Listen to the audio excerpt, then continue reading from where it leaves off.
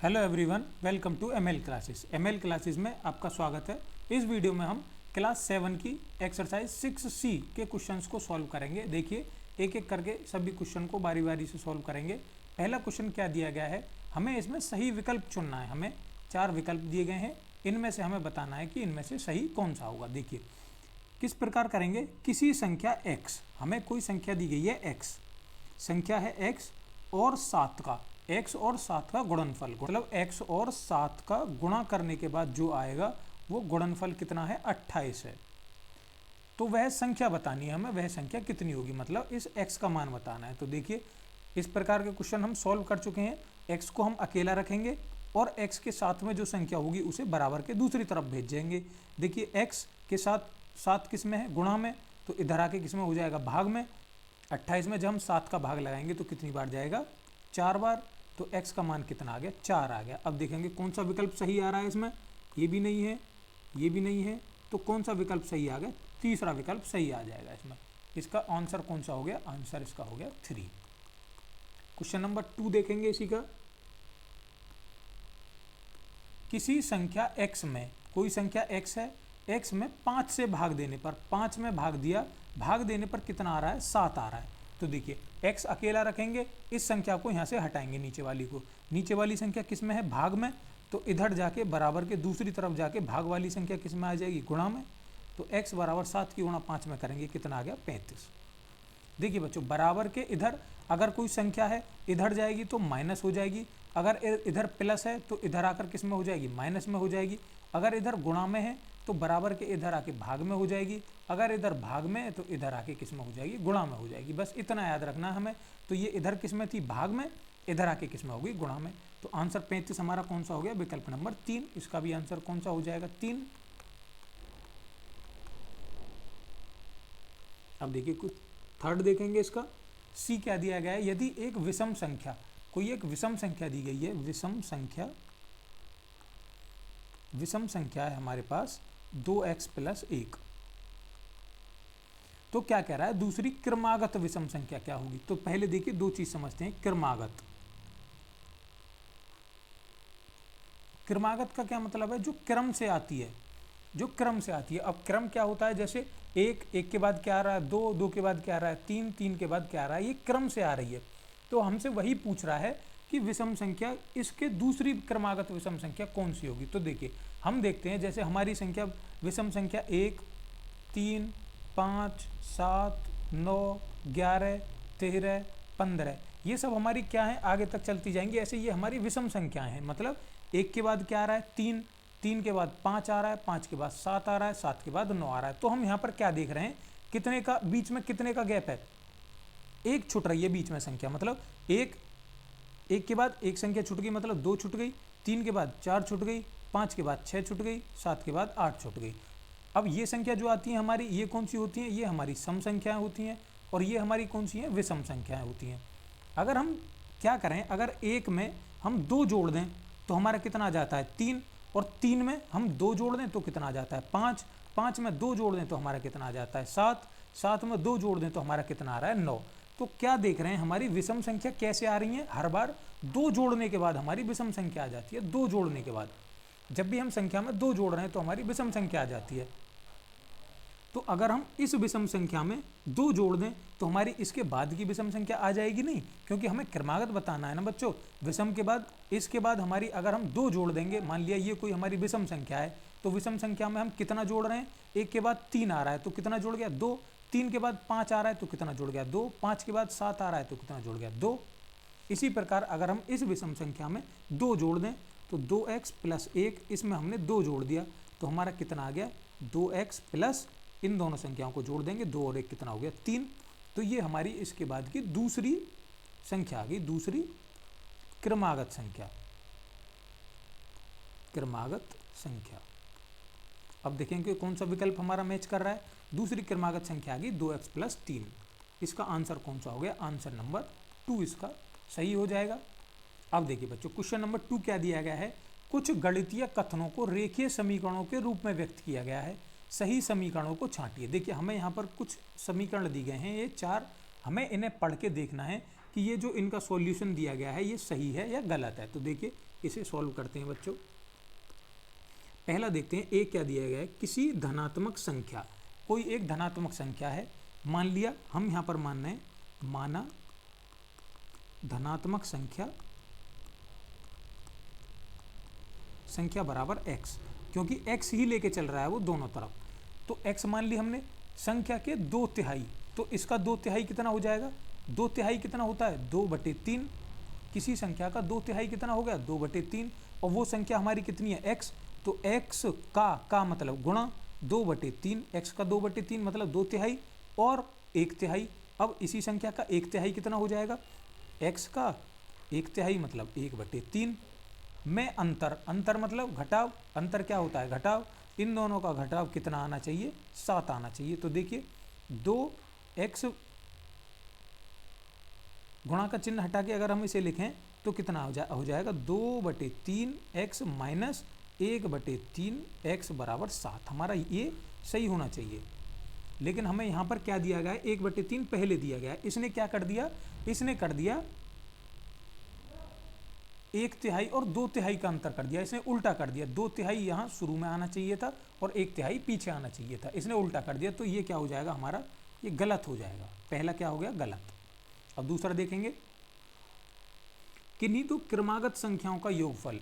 अब देखिए दो क्रमागत संख्या मैंने आपको क्या बताई थी, जैसे एक है, एक के बाद क्या आएगा 2, 2 के बाद क्या आएगा 3, 3 के बाद क्या आएगा 4, 4 के बाद क्या आएगा 5, कितना जोड़ रहा है इसमें, एक जोड़ रहा है हर बार, दो में एक में एक जोड़ा 2 आ गया, 2 में एक जोड़ा 3 आ गया, 3 में एक जोड़ा 4 आ गया, तो हर बार कितना जोड़ रहा है, एक जोड़ रहा है।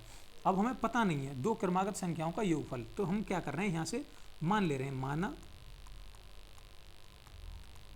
पहली क्रमागत संख्या हमने x मान ली, और वो क्या कह रहा है दो क्रमागत संख्या, जब पहली x हो गई तो दूसरी कितनी हो जाएगी, दूसरी क्रमागत संख्या। देखिए बच्चों जब पहली हमारी x हो गई और हर बार हम एक जोड़ देते हैं तो हमारी दूसरी क्रमागत संख्या आ जाती है, तो x में जब हम एक जोड़ देंगे तो हमारी दूसरी क्रमागत संख्या आ जाएगी। अब ये क्या कह रहा है, दोनों संख्याओं का योगफल मतलब जोड़, इन दोनों संख्याओं का जोड़ कितना है 27 है, तो इन दोनों को जोड़ के लिख दे रहे हैं x प्लस और x प्लस 1, इन दोनों का जोड़ कितना है 27। क्या यही दे रहा है वो समीकरण में, x प्लस 1/x बराबर 27, हाँ यही दे रहा है। तो हमारा ये वाली क्या हो जाएगी, ये सही हो जाएगी दूसरे नंबर की। अब देखिए तीसरा नंबर देखेंगे, मैं इसे इरेज कर देता हूँ तब तक। देखिए बच्चों सी नंबर देखेंगे, क्या दिया गया है, किसी संख्या के दुगने में, दूने मतलब दूने कह लो या दुगने में, किसी संख्या हमने मान ली, कोई संख्या x मान ली, कोई संख्या x ले ली, तो x का दुगना कितना हो जाएगा 2 गुणा x। जब हम किसी संख्या का दुगना करते हैं तो इसमें कितने की गुणा कर देते हैं, 2 की गुणा कर देते हैं, के दुगने में 8 जोड़ने पर, अब इसके दुगने में 8 जोड़ दिया हमने, योगफल कितना आ जाता है, मतलब इन दोनों का जोड़ कितना आ जाता है 50। तो देखिए क्या यही कह रहा है वो, 2y प्लस 8 बराबर 50, बिल्कुल वही आ रहा है। हमने यहाँ पर संख्या x मानी है, उसने यहाँ पर संख्या y मानी है, तो चर संख्या हम कुछ भी मान सकते हैं, मान लिया हमने y मान लिया, तो ये यहाँ पर क्या हो जाएगी 2y प्लस 8 बराबर 50, तो बिल्कुल सही हो जाएगा। बच्चों चर संख्या हम कुछ भी मान सकते हैं, यहाँ पर y माना है इसलिए हमने x की जगह y ले लिया, यहाँ पर कुछ भी मान सकते हैं, x y z a b c d कुछ भी मान सकते हैं, तो हमारा ये भी क्या हो जाएगा सही हो जाएगा, सी भी क्या हो गया सही हो गया। अब देखिए डी देखेंगे, डी नंबर क्या दिया गया है, किसी संख्या के 2/3 में, कोई संख्या हमने मान ली, कोई संख्या x मान ली, x के 2/3 में, 2/3 मतलब x में का कह रहा है, जब भी का आएगा या k आएगी तो हम क्या करेंगे उसमें गुणा करेंगे, किसी संख्या के 2/3, के मतलब गुणा 2/3, 2 और तिहाई 2/3, 2/3 में 17 जोड़ने पर, 17 जोड़ दो, 17 जोड़ने पर योगफल मतलब जो जोड़ने के बाद आता है, तो जोड़ने के बाद कब आएगा, जब बराबर आ जाएगा, योगफल कितना है 19 है। अब देखिए इसे किस प्रकार लिखेंगे, 2 की गुणा x में करेंगे कितना आ जाएगा 2x, और बटे नीचे कितनी है 3, क्योंकि इसके नीचे 1 मानेंगे, अंश की गुणा करेंगे 2x, हर की गुणा करेंगे 3 प्लस 17 बराबर 19। अब देखिए क्या इतना ही आ रहा है 2x/3 प्लस 17 बराबर 19, हाँ बिल्कुल यही आ रहा है, तो ये भी हमारा क्या हो जाएगा सही हो जाएगा। देखिए हमारा बस ए गलत आया, बाकी तीनों सही आए। अब देखिए क्वेश्चन नंबर 3 करेंगे। एक संख्या का 1/2 उसी संख्या के 1/4 से 15 अधिक है। तो देखिए माना यहां से हम कोई संख्या मान ले रहे हैं, माना संख्या बराबर x, कुछ भी संख्या मान सकते हैं, y z कुछ भी मान सकते हैं। अब आगे क्या कह रहा है, संख्या का 1/2। अब यहां पर लिखते हैं हम संख्या का 1/2। तो हमें संख्या क्या मानी है, हमने x मानी है। तो x का मतलब संख्या का 1/2 गुणा कर देंगे, का की जगह गुणा आ गया तो कितना आ गया यहाँ से, ये x/2 आ गया, x/2। अब देखिए अगली लाइन में क्या कह रहा है, उसी संख्या के 1/4 से। तो यहाँ पर लिखेंगे संख्या का 1/4 और संख्या कितनी है हमारी, x का मतलब गुणा कितना 1/4। ये कितना हो जाएगा, x की 1 में गुणा करेंगे और बटे 4 नीचे है ही अलग। देखिए बच्चों क्या दिया गया है, अब आगे एक संख्या का 1/2 उसी संख्या के 1/4 से 15 अधिक है, मतलब 1/2 ये अधिक है। तो क्या अधिक है, x/2 ये अधिक है। कितना अधिक है, संख्या के 1/4 से, 1/4 से कितना अधिक है, 15 अधिक है। तो लिख दिया भाई, क्या कह रहा है, 1/2 1/4 से 15 अधिक है। हमने बिल्कुल वही लिख दिया, 1/2 1/4 से कितना अधिक है, 15 अधिक है। तो 15 हमने जोड़ दिया। अब देखिए इसे कैसे सॉल्व करेंगे, x वाली संख्याओं को एक तरफ लेके आएंगे, x/2 माइनस x/4 बराबर 15 इधर बचा। अब देखिए 2 और 4 का लासा करेंगे, कितना आ जाएगा, 4। 2 का भाग 4 में करेंगे 2 बार जाएगा तो ऊपर 2 की गुणा 2x, माइनस 4 का भाग 4 में करेंगे 1 बार जाएगा तो ऊपर कितनी गुणा, 1 की गुणा, यहाँ पर कितना आ गया x और बराबर 15। अब देखिए 2x में से 1x गया तो कितना बचेगा, x/4 बराबर 15। अब ये 4 यहाँ पर किस में, भाग में, तो इधर जाके किस में आ जाएगी, गुणा में। तो x बराबर कितना आ गया, 15 गुणा 4, x बराबर उत्तर कितना आ गया, 60। तो इस क्वेश्चन का आंसर कितना आ जाएगा, 60। हमारी वो संख्या कितनी आ गई, वह संख्या हमारी कितनी आ गई, 60 आ गई। अब देखिए हम यहाँ से बच्चों अपने आंसर की जांच भी कर सकते हैं। देखिए कैसे, उत्तर की जांच कैसे करेंगे, हमारा आंसर 60 आ गया। अब हम मान के चल रहे हैं हमारी संख्या 60 थी, तो 60 का 1/2 बराबर कितना था, 60 के 1/4 से 15 अधिक था। अब देखते हैं 15 अधिक आ रहा है या नहीं आ रहा। देखिए 60 का कितनी बार जाएगा, 30 बार कट गया। अब 4 से 60 कितनी बार कटेगा, 15 बार। तो यहाँ पर कितना आ गया, 15। अब देखिए ये 15 अधिक आ रहा है या नहीं आ रहा, बिल्कुल 15 अधिक आ रहा है। 30 दूसरी वाली संख्या से 15 अधिक है, तो बिल्कुल हमारा उत्तर ये क्या है, x बराबर 60 सही हो जाएगा। अब देखिए बच्चों क्वेश्चन नंबर 4 देखेंगे। क्वेश्चन नंबर 4 क्या दिया गया है, एक कक्षा में 45 विद्यार्थी हैं, यदि छात्राओं की संख्या की 2/3 है तो छात्राओं की संख्या ज्ञात कीजिए। देखिए बच्चों जो भी हमसे पूछता है पहले हम उसे ही मानते हैं। देखिए हमसे पूछ रहा है छात्राओं की संख्या, तो हम मान रहे हैं यहाँ पे, माना छात्राओं की संख्या, छात्राओं की संख्या हमने कितनी मान ली, x मान ली। अब वो क्या कह रहा है, यदि छात्रों की संख्या छात्राओं की 2/3 हो। देखिए छात्रों की संख्या की 2/3 है। भाई छात्रा कितनी है हमारी x और छात्र कितने हैं, छात्राओं के 2/3, मतलब छात्रा कितनी है x और इसका 2/3, ये क्या हो गए, ये हमारे छात्र हो गए। तो छात्रों की संख्या कितनी आ गई, छात्रों की संख्या बराबर x गुणा 2/3। 2 की गुणा x में करेंगे तो क्या आ गया, 2x और बटे नीचे कितना है, 3। अब कक्षा में कितने विद्यार्थी हैं, 45 विद्यार्थी हैं।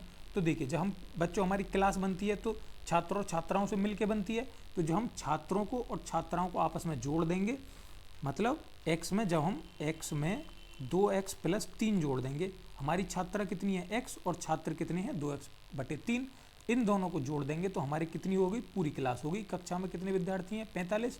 अब देखिए इसके नीचे 1 मानेंगे, 1 और 3 का लासा कितना आ गया, 3। दोनों अभाज्य गुणनखंड हैं तो हम 3 की गुणा x में कर देंगे, कितना हो गया 3x, बीच में प्लस, और 2x की गुणा 1 में करेंगे तो कितना आ जाएगा 2x बराबर 45। या इस प्रकार भी कर सकते हैं, 1 और 3 का लासा 3, 1 का भाग 3 में करेंगे तो ऊपर कितने की गुणा करेंगे, 3 की, 3 की गुणा x में करी 3x आ गया। अब 3 का भाग 3 में करेंगे कितनी बार जाएगा, एक बार। 2x में 1 की गुणा करी 2x आ गया। अब देखिए 3 और 2 को जोड़ेंगे कितना आ जाएगा, 5, और हमारी चर संख्या ऐसी लिखी रहेगी, बटे 3 बराबर 45। अब देखिए नीचे 1 मानेंगे और क्रॉस मल्टीप्लाई करा देंगे। 1 की गुणा 5x में करेंगे, 5x गुणा 1 बराबर 45 की गुणा 3 में करेंगे, 45 गुणा 3। अब देखिए हमें क्या करना है, 5x की गुणा 1 में करेंगे तो कितना आ जाएगा, 5x बराबर 45 गुणा 3। अब देखिए बच्चों, चूंकि हमें x का मान निकालना है तो देखिए x को अकेला रखेंगे और गुणा में जो 5 दी गई है उसे कहाँ ले जाएंगे, भाग में। 45 गुणा 3 बटे 5 कितना आ जाएगा, 5 से 45 कितनी बार कट जाएगा, 9 बार। कितना आ गया, 9 गुणा 3 बराबर 27। तो हमारा x का मान कितना आ गया, 27। और x हमने क्या माना था, छात्राओं की संख्या मानी थी। तो हमारी यहां से क्या आ गया, छात्राओं की संख्या, छात्राओं की संख्या कितनी आ गई, कितनी आ गई, छात्राओं की संख्या 27। अब देखिए बच्चों, छात्राओं की संख्या 27 आ गई, यही इस क्वेश्चन का आंसर हो जाएगा। अगर देखिए हमें इस क्वेश्चन की जांच करनी है आंसर की, तो हम किस प्रकार करेंगे, देखिए हमारी टोटल स्टूडेंट कितने, 45, और हमारी छात्रा कितनी आ गई, 27। और ये हमने छात्र कितने माने हैं, x की जगह पर वहाँ भी 27 रख दो। 27 गुणा 2 बटे 3, 3 से 27 कितनी बार कट गया, 9 बार। तो देखिए 27 प्लस 18, 27 में 18 जोड़ेंगे तो हमारा कितना आ जाएगा, 45, और इधर भी 45, 45 बराबर 45। इसका मतलब हम कह सकते हैं कि हमारा ये आंसर 27 सही आंसर आया है।